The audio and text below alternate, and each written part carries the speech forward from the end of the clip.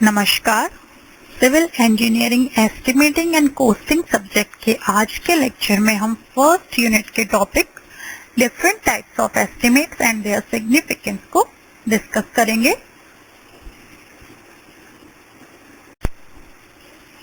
Students, last lecture में हमने preliminary estimate के बारे में डिस्कस किया था। प्रीलिमिनरी एस्टिमेट को रफ कॉस्ट एस्टिमेट या अप्रॉक्सीमेट एस्टिमेट भी कहते हैं।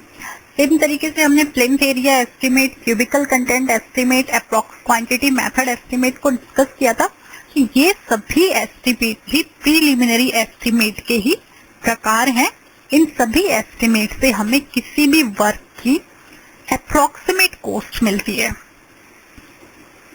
तो ये सभी हमें अप्रॉक्सीमेट कॉस्ट देते हैं और उसके बेसिस पे फिर हम आगे वर्क के लिए प्रोसीड करते हैं।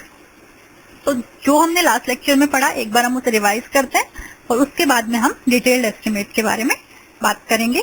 तो प्रीलिमिनरी एस्टिमेट, सबसे पहले हमने पढ़ा था किसी भी वर्क की हमें कम समय में अप्रॉक्सीमेट कॉस्ट मिलती है प्रीलिमिनरी एस्टिमेट से, और उसके बेसिस पे ही आगे फिर एडमिनिस्ट्रेटिव अप्रूवल मिलता है किसी भी वर्क का। तो किसी भी वर्क के financial aspect and policy matter को डिसाइड करने के लिए सबसे पहले उस वर्क का प्रीलिमिनरी एस्टिमेट प्रिपेयर किया जाता है। उस प्रीलिमिनरी एस्टिमेट के बेसिस पे जिस भी डिपार्टमेंट को कंस्ट्रक्शन वर्क करवाना है, उस डिपार्टमेंट के कॉम्पिटेंट जो अथॉरिटी हैं, जो सक्षम अधिकारी हैं, वो उस वर्क के लिए एडमिनिस्ट्रेटिव अप्रूवल देते हैं। उसके बाद ही इंजीनियरिंग डिपार्टमेंट आगे की जो डिटेल्ड वर्क की प्रोसेस है वो स्टार्ट करता है। तो प्रीलिमिनरी जो एस्टिमेट है वो डिफरेंट टाइप के स्ट्रक्चर्स एंड वर्क्स के लिए वेरियस फेज से हम प्रिपेयर कर सकते हैं। जैसे बिल्डिंग के लिए प्रीलिमिनरी एस्टिमेट मेनली चार तरह से प्रिपेयर किया जा सकता है। फर्स्ट है हमारे पास यूनिट बेस्ड मेथड पे, सेकंड प्लिंथ एरिया बेसिस पे, थर्ड क्यूबिक कंटेंट बेसिस पे, एंड फोर्थ है हमारे पास अप्रोक्सीमेट क्वांटिटी मेथड से। पर यूनिट बेसिस पे कैसे करते हैं? यूनिट बेस्ड मेथड में जो नंबर ऑफ यूनिट्स होता है उसे पर यूनिट की कॉस्ट से जब हम मल्टीप्लाई करते हैं तो हमें उस वर्क की अप्रोक्सीमेट कॉस्ट मिलती है। पर यूनिट से मतलब अगर हम स्कूल या हॉस्टल की बात कर रहे हैं तो वहां पर यूनिट एक स्टूडेंट होता है, जो यूनिट है वो 1 स्टूडेंट को लिया जाता है। सेम तरीके से अगर हॉस्पिटल की बात करें तो जो वहां पे यूनिट होगी वो होगा वहां पे 1 बेड। तो सेम तरीके से नंबर ऑफ यूनिट्स को जब पर यूनिट रेट से मल्टीप्लाई करते हैं तो अप्रोक्सीमेट कॉस्ट उस वर्क की हमें वहां पे मिलती है। नेक्स्ट, अगर हम बाकी प्लिंथ एरिया एस्टिमेट हम थोड़ा बाद में डिस्कस करेंगे। अब हम बात करते हैं अगर रोड या हाईवे वर्क है हमारे पास, तो उसे जब एस्टिमेट प्रिपेयर करते हैं तो वहां पर किलोमीटर के बेसिस पे प्रिपेयर किया जाता है। इरिगेशन चैनल के लिए पर किलोमीटर के बेसिस पे, या फिर जो सिंचित क्षेत्र का क्षेत्रफल होता है, एरिया ऑफ लैंड कमांडेड है, उसके बेसिस पे प्रीलिमिनरी एस्टिमेट प्रिपेयर किया जाएगा। अगर ब्रिज या कलवर्ट है तो उसके लिए पर रनिंग मीटर के बेसिस पे। अगर सीवरेज प्रोजेक्ट है तो प्रति व्यक्ति पर हेड के बेसिस पे, जो पॉपुलेशन सर्व हो रही है वहां पर हेड बेसिस पे एस्टिमेट प्रिपेयर होता है, या फिर जो एरिया कवर हो रहा है उसके बेसिस पे प्रीलिमिनरी एस्टिमेट प्रिपेयर किया जाएगा। सेम तरीके से अगर ओवरहेड टैंक की बात करें तो टैंक की कैपेसिटी के बेसिस पे, पर लीटर बेसिस पे प्रीलिमिनरी एस्टिमेट प्रिपेयर किया जाता है। अब बात करते हैं हम plinth area basis. Plinth area basis देखिए, प्लिंथ एरिया एस्टिमेट जो हमने डिस्कस किया था, तो इसके लिए क्या चीज चाहिए होती है? प्लिंथ एरिया एस्टिमेट भी हमारे पास प्रीलिमिनरी एस्टिमेट है, इससे भी हमें किसी वर्क की अप्रोक्सीमेट कॉस्ट ही मिलती है। तो प्लिंथ एरिया एस्टिमेट में किसी भी बिल्डिंग का जिसके लिए हमें एस्टिमेट प्रिपेयर करना है, उसका प्लिंथ एरिया को जब प्लिंथ एरिया रेट से मल्टीप्लाई किया जाता है तो हमें उसकी अप्रोक्सीमेट कॉस्ट मिल जाती है। प्लिंथ एरिया रेट उसी लोकेलिटी में जो सेम टाइप की बिल्डिंग है, सेम स्पेसिफिकेशन से बनाई गई है, ऑलमोस्ट सेम स्पेसिफिकेशन से, उस बिल्डिंग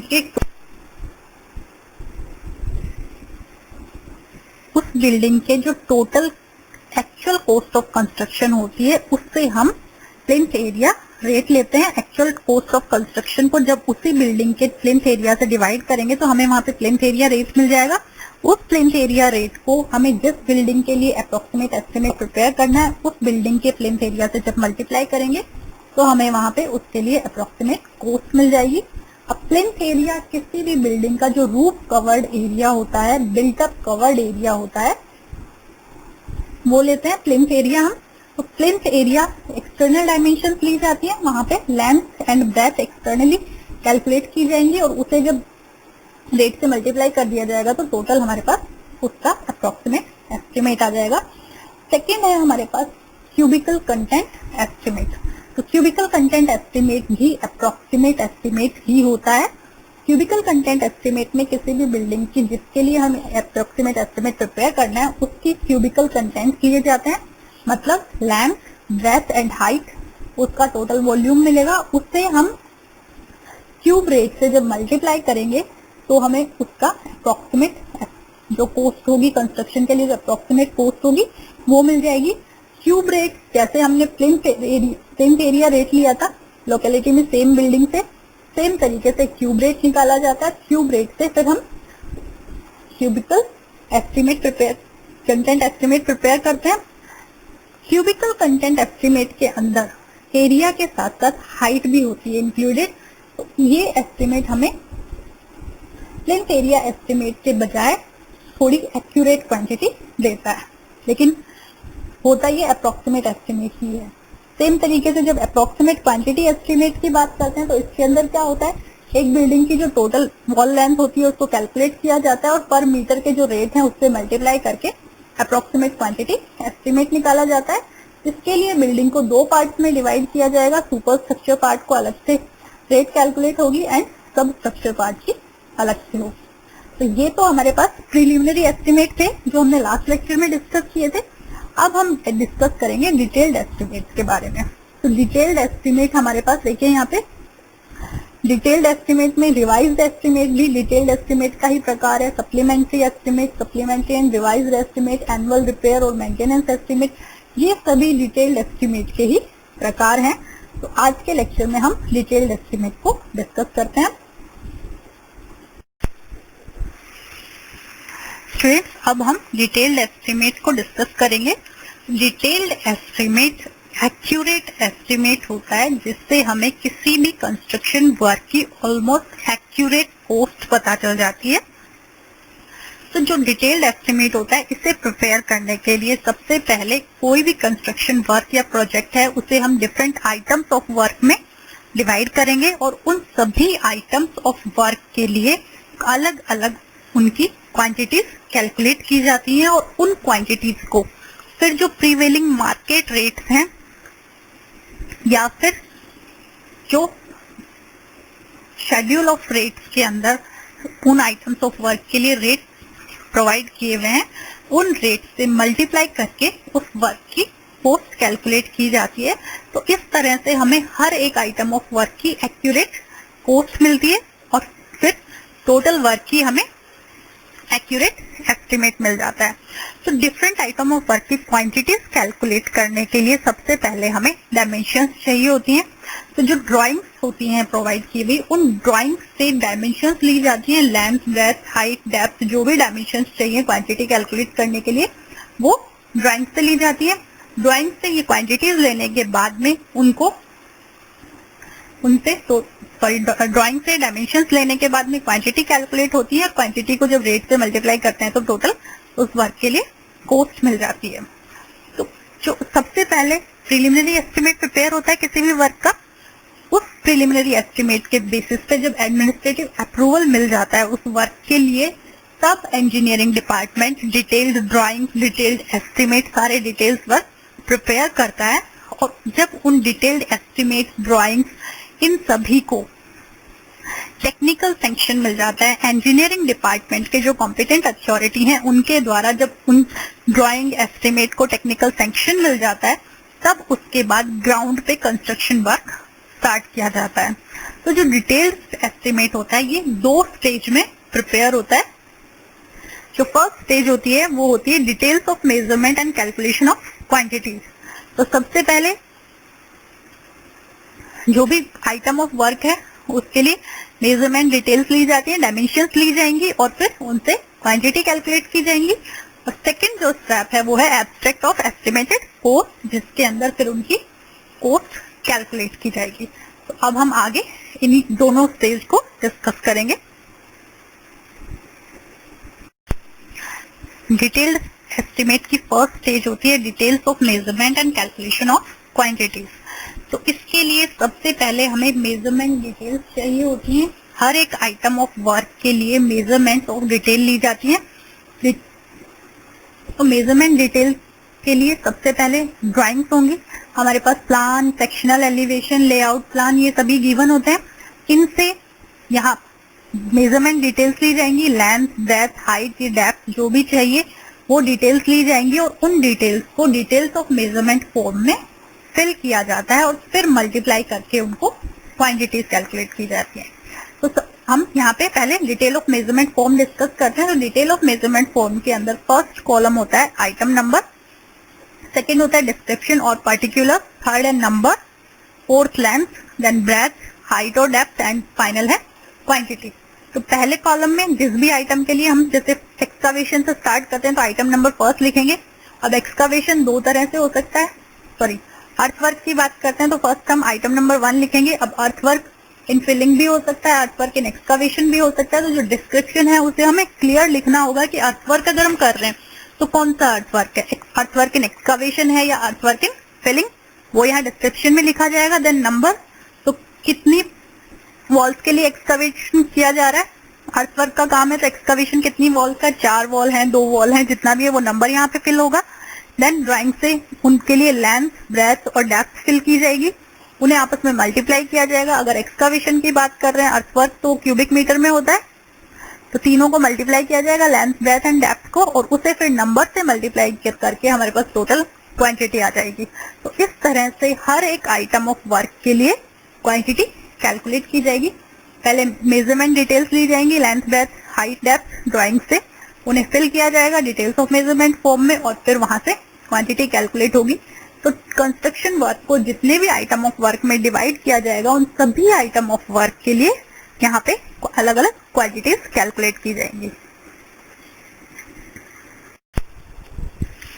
डिटेल्ड एस्टिमेट की सेकंड स्टेज है abstract of estimated cost. First stage में हमने सभी आइटम्स ऑफ वर्क के लिए क्वांटिटीज कैलकुलेट की हैं। सेकंड स्टेज में उन सभी आइटम्स ऑफ वर्क की कॉस्ट कैलकुलेट की जाती है। तो जो कॉस्ट कैलकुलेशन होती है वो यहाँ पर भी टेबुलर फॉर्म में होती है। यहाँ पे जो फॉर्म यूज होता है वो होता है एब्स्ट्रैक्ट ऑफ एस्टिमेट फॉर्म। इस फॉर्म के अंदर सभी डिटेल्स फिल करके फाइनल अमाउंट कैलकुलेट की जाती है। हर एक आइटम ऑफ वर्क के लिए अमाउंट कैलकुलेट होती है। तो फर्स्ट हम डिस्कस करते हैं एब्स्ट्रैक्ट ऑफ एस्टिमेट फॉर्म को। तो फॉर्म के अंदर फर्स्ट कॉलम में होता है आइटम नंबर, सेकंड है पर्टिकुलर, जहां पे जो भी आइटम ऑफ वर्क है उसको डिस्क्राइब किया जाएगा। देन क्वांटिटी, जो फर्स्ट फॉर्म में हमने कैलकुलेट की है मेजरमेंट फॉर्म में, वो क्वांटिटी यहाँ पे फिल होंगी। देन यूनिट, फिर पर यूनिट रेट यहाँ पे फिल किया जाएगा और फिर जो यूनिट रेट है उसको जब क्वांटिटी से मल्टीप्लाई किया जाएगा तो हमारे पास उस आइटम ऑफ वर्क की अमाउंट आ जाएगी कि उस आइटम ऑफ वर्क को कंस्ट्रक्ट करने में कितना खर्चा लगेगा, कितनी लागत लगेगी, वो यहाँ पे हमें मिल जाएगी। तो यहाँ पे जो रेट यूज हो रहे हैं वो रेट में हमें लेते हैं, या तो जो करंट मार्केट रेट चल रहे हैं, वर्केबल रेट्स हैं, वो लिए जाएंगे, या फिर रेट लिए जाएंगे शेड्यूल ऑफ रेट्स में से। अब इसके अंदर इसके अलावा कुछ एडिशंस किए जाएंगे। यहाँ पे सब आइटम्स ऑफ वर्क की अमाउंट हम कैलकुलेट कर लेंगे, उन्हें ऐड कर देंगे उस एस्टिमेटेड कॉस्ट का 3 to 5% हम एस्टिमेट के अंदर कॉन्टिजेंसीज के लिए प्रोवाइड करते हैं एंड 1.5 to 2% हम प्रोवाइड करेंगे वर्क चार्ज एस्टैब्लिशमेंट के लिए, और इनको भी हम ऐड करेंगे। तो जो हमें ग्रैंड टोटल मिलेगा वो उस प्रोजेक्ट या कंस्ट्रक्शन वर्क की टोटल एस्टिमेटेड कॉस्ट होती है। ये total estimated cost almost accurate estimate होता है। उस वर्क के लिए एक्यूरेट जो कितनी लागत लगेगी वो हमें यहाँ से मिलती है। फिर डिटेल्ड एस्टिमेट के साथ में एक डिटेल रिपोर्ट दी जाती है उस वर्क के बारे में। देन जनरल स्पेसिफिकेशंस होते हैं, डिटेल्ड स्पेसिफिकेशन होते हैं वर्क के एग्जीक्यूशन के लिए। हर एक आइटम ऑफ वर्क के लिए अलग अलग डिटेल स्पेसिफिकेशंस होते हैं। देन डिटेल ड्राइंग होती है जिसके अंदर plan, site plan, elevation, sectional elevation, cross section, सभी डिटेल्स गिवन होती हैं। Then calculation and design of various items, जैसे बीम है, स्लैब है, लिंटल्स है, इरिगेशन चैनल है, तो इनके लिए कैलकुलेशन एंड डिजाइन इनकी प्रोवाइड की जाती है एस्टिमेट के साथ में।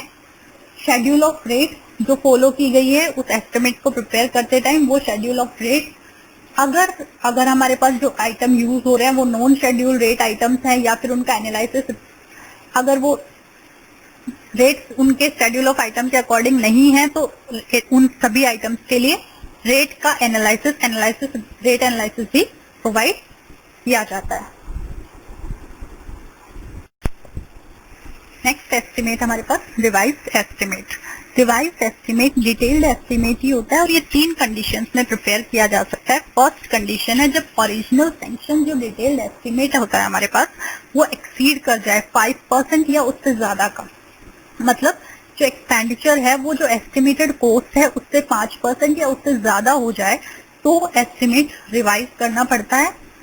सेकेंड कंडीशन है जब किसी भी वर्क पे एक्सपेंडिचर जो एडमिनिस्ट्रेटिव सैंक्शन अमाउंट है उससे 10% या उससे ज्यादा एक्सपेंडिचर हो जाए तो भी एस्टिमेट रिवाइज करना पड़ता है। थर्ड कंडीशन है जब मटेरियल डेविएशन हो जाए, एस्टिमेट के अंदर कोई मटेरियल चेंज हो जाए तो उस केस में भी एस्टिमेट रिवाइज करना पड़ेगा। मटेरियल चेंज होने पे भले ही जो सैंक्शन अमाउंट है वो चेंज नहीं हो रही, वो मटेरियल की कॉस्ट उस सैंक्शन अमाउंट के अंदर ही है, लेकिन उस केस में भी एस्टिमेट प्रिपेयर करना पड़ता है। रिवाइज एस्टिमेट के साथ साथ एक कंपैरेटिव स्टेटमेंट भी प्रोवाइड किया जाता है जिसके अंदर एक कंपैरेटिव स्टडी होती है ओरिजिनल एंड रिवाइज्ड एस्टिमेट दोनों की, कि जो भी आइटम है, हर एक आइटम ऑफ वर्क के अंदर जो वेरिएशंस हो रहे हैं वो होते हैं, उनकी क्वांटिटी के वेरिएशन, रेट, कॉस्ट, तो ओरिजिनल एंड रिवाइज के अंडर में जो वेरिएशन हुए हैं उनकी कंपैरेटिव स्टडी दी जाती है, कंपैरेटिव स्टेटमेंट होता है उनका, और उसके अंदर कितनी सेविंग है या किस आइटम ऑफ वर्क में ज्यादा खर्चा आया है, एक्सेस है, वो भी लिखा जाता है और वेरिएशन का रीजन भी उसके अंदर दिया जाता है। नेक्स्ट एस्टिमेट है सप्लीमेंट्री एस्टिमेट। सप्लीमेंट्री एस्टिमेट भी डिटेल्ड एस्टिमेट ही होता है। जब भी किसी ओरिजिनल वर्क में कुछ एडिशनल वर्क करने हो, मतलब किसी मूल कार्य में कुछ अतिरिक्त काम करना हो या फिर किसी काम में कुछ वृद्धि करनी हो, कोई वर्क चल रहा है, प्रोग्रेस में है, उसके अंदर कुछ फर्दर डेवलपमेंट करना है, तो उसके लिए वर्क के लिए सप्लीमेंट्री एस्टिमेट प्रिपेयर किया जाता है। तो supplementary estimate fresh detailed estimate होता है जिसके अंदर जो भी एडिशनल वर्क करना है, जो प्रोग्रेस एडिशनल वर्क किया जाना है, उसके लिए डिटेल्ड एस्टिमेट प्रिपेयर किया जाता है ओरिजिनल एस्टिमेट के साथ साथ।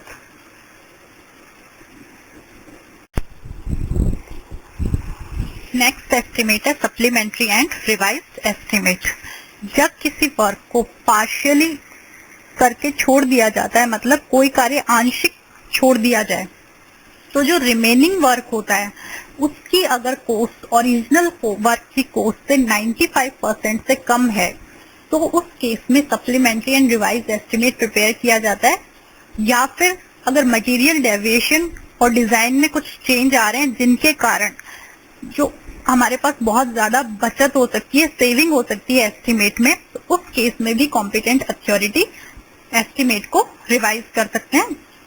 तो उसके लिए फिर नया supplementary and revised estimate prepare किया जाता है और कॉम्पिटेंट अथॉरिटी द्वारा फ्रेश टेक्निकल सैंक्शन लिया जाता है उसके लिए। नेक्स्ट एस्टिमेट है एनुअल रिपेयर और मेंटेनेंस एस्टिमेट। देखिए, कोई भी स्ट्रक्चर या वर्क जब कंस्ट्रक्ट किया जाता है तो उसके बाद उसे रिपेयर एंड मेंटेनेंस की जरूरत होती है। उसको प्रॉपर कंडीशन में रखने के लिए, उसका यूटिलिटी पीरियड बढ़ाने के लिए उसको हर साल एनुअल रिपेयर किए जाते हैं। तो उस एनुअल रिपेयर के लिए भी एस्टिमेट प्रिपेयर किया जाता है, उसे कहा जाता है एनुअल रिपेयर और मेंटेनेंस एस्टिमेट। तो बिल्डिंग में एनुअल रिपेयर वर्क में क्या क्या आ सकता है, जैसे व्हाइट वॉशिंग का वर्क है, पेंटिंग है, कलर वॉशिंग है, माइनर रिपेयर वर्क्स हैं, ये सभी एनुअल रिपेयर वर्क में आता है जिससे बिल्डिंग का यूटिलिटी पीरियड बढ़ता है। तो ये सभी वर्क्स के लिए जो मेजरमेंट्स हैं वो हर बार नहीं लेने होते हैं। जो स्टैंडर्ड मेजरमेंट बुक होती है उसके अंदर जो भी मेजरमेंट डिटेल्स हैं वहां से ली जाएंगी और उसके बेसिस पे एस्टिमेट हो जाएगा। तो जो बिल्डिंग्स के लिए एस्टिमेटेड अमाउंट होती है वो एनुअल रिपेयर के लिए जो एस्टिमेटेड अमाउंट आएगी वो बिल्डिंग की कैपिटल कॉस्ट के 1.5 to 2% से ज्यादा एक्सीड नहीं करनी चाहिए। सेम तरीके से अगर हम रोड वर्क की बात करें तो रोड वर्क में जो एनुअल रिपेयर वर्क होता है वो पैच रिपेयर वर्क हो सकता है, renewal, repair of bridge, culvert, ये सारे वर्क रोड वर्क में आएंगे, रिपेयर वर्क में। तो बिल्डिंग या स्ट्रक्चर को प्रॉपर कंडीशन में रखने के लिए एनुअल रिपेयर किया जाता है और उसके लिए जो एस्टिमेट प्रिपेयर किया जाता है वो होता है एनुअल रिपेयर एस्टिमेट।